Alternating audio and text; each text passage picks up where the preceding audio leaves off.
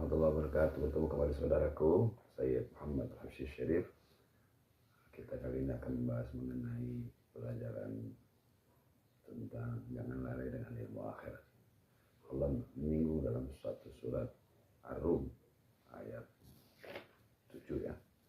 Bismillahirrahmanirrahim. Faqihna fid din wa alimna ta'wil. Allahumma salli ala sayyidina Muhammadin wa alihi wasallam. Walhamdulillahirabbil alamin. Di sini Allah menyinggung dalam satu surat Ar-Rum ayat 7 kalau Allah Ta'ala ya'lamuna zahiran minal hayatid dunya wa hum 'anil akhirati hum ghafilun. Mereka mengetahui yang lahir atau tampak dari kehidupan dunia, sedangkan terhadap kehidupan akhirat mereka lalai. Artinya mereka tidak memiliki pengetahuan tentang hakikat keagamaan dan hanya mengetahui yang tampak dari kehidupan dunia. Jadi selama ini kita menganggap bahwa hakikat kehidupan adalah duniawi, kita harus sekolah tinggi sehingga kita punya masa depan, artinya bakal berumah tangga, bakal ini, makanya dari orang tua kita mendidik seperti itu. Nah, itu luar biasa, makanya belajar kan, belajar dari mulai sekolah SD sampai SMA sampai kuliah sampai mengambil jurusan masing-masing. Disitulah kita akan mendapatkan pekerjaan sesuai keahliannya, dapatkan kehidupan dunia, penghasilan kehidupan, dan itu memang itu wajib. Tapi kita jangan lalai dengan kehidupan akhirat. Kita sebagai orang Islam, orang Muslim juga harus mengetahui, karena memang agama itu bukan hanya sekedar ibadah. Agama itu mengatur kita tentang cara kita makan, cara kita minum, cara kita bergaul, tata krama, tata sopan santun dalam hal apapun. Jadi agama itu mengajarkan seluruh sektor, ya, itu kita perlu belajar. Nah, ini makanya kita belajarlah. Di dalam satu hadis disebutkan kalau Nabi Muhammad SAW, innamal ilmu bita'allum. Sesungguhnya ilmu itu didapati dengan cara belajar. Jadi tidak mungkin kita dapat ilmu tanpa belajar, seperti yang tadi saya ceritakan bahwa untuk mendapatkan satu pekerjaan dengan gaji tinggi otomatis ya kita harus kuliah, dapatkan ijazah, ya kan? Baru kita bisa masuk ke jabatan tersebut. Nah, begitupun juga ilmu akhirat. Nabi mengatakan ya kita perlu belajar. Ilmu itu tidak bisa diwarisi.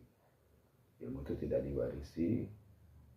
Jadi kita tidak mungkin orang tua kita pintar, seorang kiai atau ulama, lalu kita jadi ulama kalau nggak belajar. Itu mesti belajar dulu. Nah, itu Nabi mengatakan seperti itu. Dia menunjukkan bahwa ilmu tidak mungkin didapati langsung karena diwarisi, akan tetapi didapati menjadi belajar sungguh-sungguh kepada ahlinya, yaitu para ulama yang ahli, yang sufi, yang takut pada Allah Ta'ala.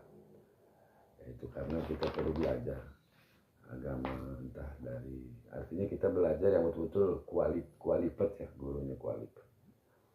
Tinggal kita atur waktu yang saat kita libur atau bagaimana. Jadi perlu memperdalam, karena itu penting dalam kita mengatur keluarga, anak-anak. Itu kita perlu dengan ilmu agama. Jadi kita mendapatkan dua hal, yaitu mendapat kehidupan dunia yang layak, kemudian mendapatkan kehidupan akhirat. Artinya kita hidup dalam tatanan agama. Nah, di dalam hadis disebutkan Nabi Hurairah radhiyallahu anhu qala Rasulullah sallallahu alaihi wasallam, "Utubul ilma wa utubul ma'al ilmi as-sakinah wal hilm lilayyinu liman ta'lamu." Katanya pelajarilah ilmu, dan pelajarilah ilmu itu dengan ketenangan serta kesantunan.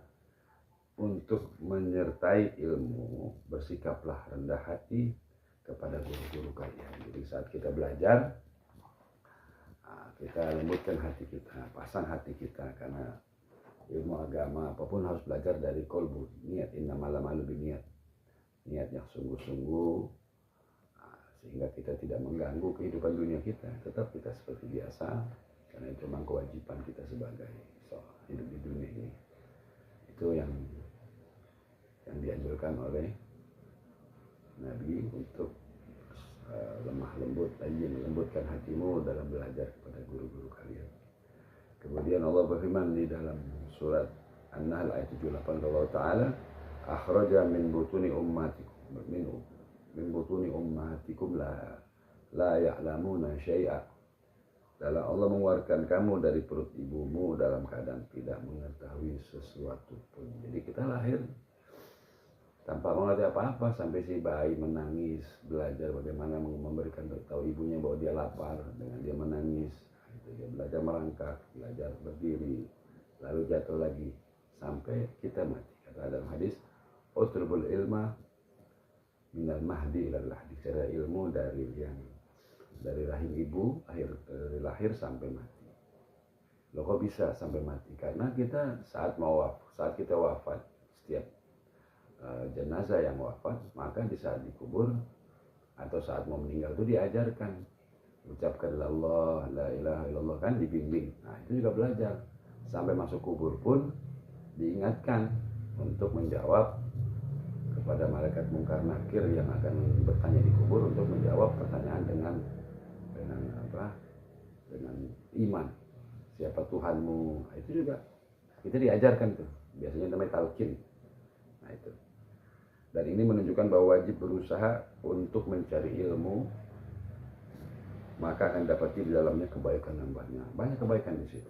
Kita banyak mengetahui. Tidak mungkinlah kita berbicara agama tanpa kita mempelajari dulu. Jadi kita kalau belajar berbicara tanpa memiliki ilmu dasar atau ilmu agama, ya nggak bisa dibuat dasar ya. Jadi kita harus belajar. Itulah makanya kita perlu belajar dari para ulama. Dan yang terakhir dari tema ini, Nabi menyebutkan kalau Nabi Muhammad SAW, man salaka tariqan yaltamisu fihi ilman sahallahu bihi tariqan ilal jannah. Barang siapa yang menempuh jalan guna menimba ilmu agama, niscaya Allah akan memudahkan baginya jalan menuju surga atau akhirat. Jadi kalau kita mengukur secara tampak kan artinya hidup ini dari mulai kita lahir sampai kita saat ini berjalan, nah yang kita hadapi ya bekerja seperti biasa lah ya. Pagi pulang sore menikmati dunia yang kita dapat. Tapi apakah kita mengetahui tentang ketenangan hati, ketenteraman jiwa, maslahat kepada anak, istri, dan keluarga dalam membimbing mereka dalam masa depan mereka, itu kita perlu dengan agama belajar. Oleh karena itu saya dan saudara saya di seluruh Indonesia untuk belajarlah agama, jangan sampai terlambat.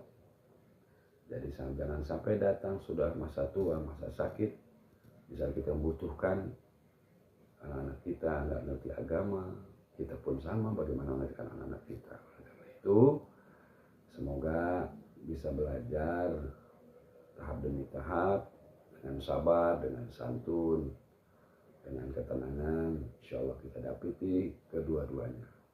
Nah, di sini saja pembahasan saya. Insya Allah kita akan di tema lain. Wabillahi taufiq wal hidayah. Wassalamualaikum warahmatullahi wabarakatuh. Salatullahi ma